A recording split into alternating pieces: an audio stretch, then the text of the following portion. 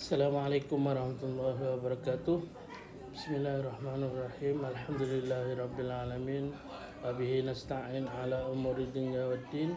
Wassalatu wassalamu ala asyrafil anbiya wal mursalin wa ala alihi wa ashabi ajma'in. Syukur kita kepada Allah SWT kerana berikan kesempatan untuk bertemu lagi pada kali ini. InsyaAllah pada kali ini dalam siri pengajian Fiqhul Munakahat, InsyaAllah saya akan bincangkan satu subtopik ataupun satu perincian yang agak rare, yang tak banyak diketahui lah, kecuali mereka yang mendalami dalam kitab-kitab turas dan sebagainya lah. Okey, pada kebiasaan dan masyhur diketahui oleh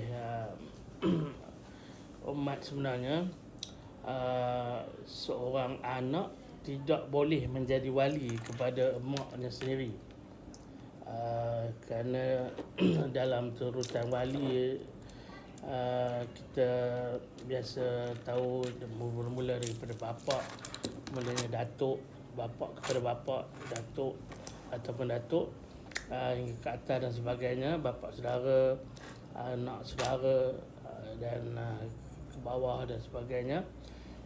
Tidak terdapat turutan yang menunjukkan anak itu boleh menjadi wali kepada seseorang. Walau bagaimanapun terdapat beberapa keadaan yang membolehkan seorang anak itu menjadi wali kepada emak kandungnya sendiri. Okey, yang pertamanya sebut anak itu adalah merupakan anak kepada bapa saudara kepada ibunya. Okey.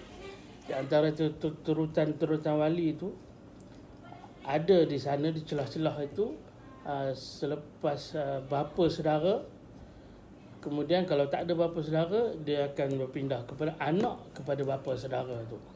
Okey. Contohnya seorang perempuan dia berkahwin dengan anak kepada bapa saudaranya. Anak kepada bapa saudara ni maknanya sepupu dia. Okey, lalu lahirlah seorang anak lelaki. Okey, perempuan berkahwin dengan anak dengan sepupu dia atau anak kepada bapa saudara dia.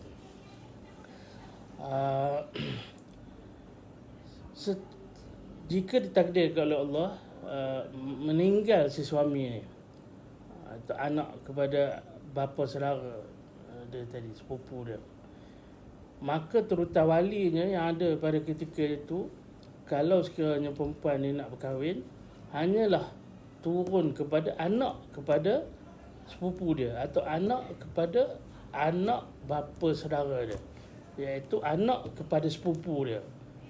Maka ketika itu sepupu dia dah meninggal dan dia meninggalkan seorang anak, iaitu anak lelaki dia yang juga merupakan anak kepada perempuan tu.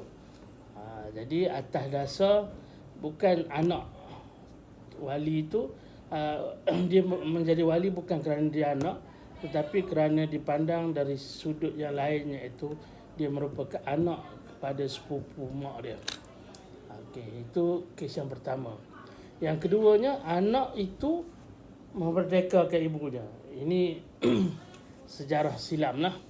Yang ini kita tak bincang sangat. Iaitu anak itu memerdekakan ibu dia. Maka anaknya itu akan menjadi wali ketika mana ibu kandungnya itu nak berkahwin. Sedangkan ibunya itu masih sebagai berstatus sebagai seorang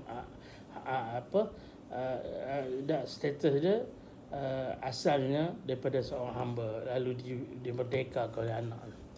Okey, kes yang ketiga, anak itu menjadi wali kepada ibu dia atas dasar anak itu adalah saudara sebapa, satu bapa lain mak, kepada ibu dia.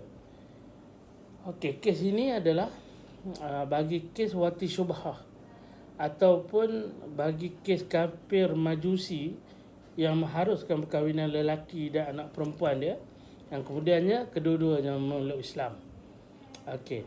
Jika seorang lelaki wati syubhah kepada anak perempuan dia, lalu lahirkan seorang anak lelaki. Jadi anak lelaki ni dia anak kepada perempuan yang mangsa wati syubhah tu, dan juga dia anak kepada lelaki yang memati syubhah tu, ataupun tok dia sendiri. Okey. Dari satu segi dia itu cucu kepada lelaki, anak kepada perempuan. Okey. Jadi anak itu apabila berlakunya wati syubhah ni dalam mengikut mazhab kita, anak itu boleh dinasabkan kepada bapanya. Bukan boleh, memang dinasabkan kepada bapanya. Lalu samalah nasab anak lelaki itu dengan nasab ibunya. Mereka dinasabkan kepada lelaki yang sama, iaitu lelaki yang melakukan wati syubhah itu tutup kepada anak lelaki itulah.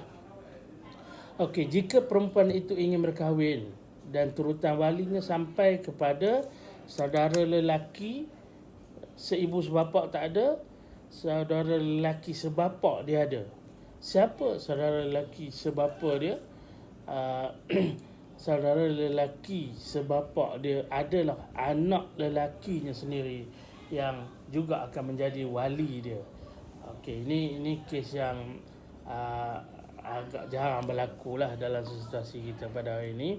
Tetapi andai kata berlaku wati syubhah ni antara lelaki dan anaknya, anak perempuannya, lalu melahirkan cucu lelaki, dia mungkin akan berlaku kes-kes seperti inilah. Okey, dan yang keempatnya, apabila anak itu adalah menjadi wali hakim. Bagi perempuan yang tidak mempunyai wali nasab sama sekali, maka jika sekiranya anak lelakinya itu menjadi qadi ataupun menjadi hakim ataupun pemerintah bagi kawasan tersebut, maka anaknya itulah yang akan menjadi walinya. Yakni dari sudut bukan wali nasab, dia anaknya itu menjadi wali hakim kepada ibunya sendiri. Jadi itu empat keadaan yang agak rare, jarang-jarang berlaku, yang membolehkan seorang mak itu berkahwin dengan berwalikan kepada anak kandungnya sendiri. Jadi wallahu alam, mudah-mudahan kita mendapat sedikit pencerahan, ilmu-ilmu yang agak rare sikit dalam fiqh munakahat ini. Yang baik itu daripada Allah, segala kesilapan dan kelemahan saya sebagai manusia. Wabillahi taufiq wa hidayah. Wassalamualaikum warahmatullahi wabarakatuh.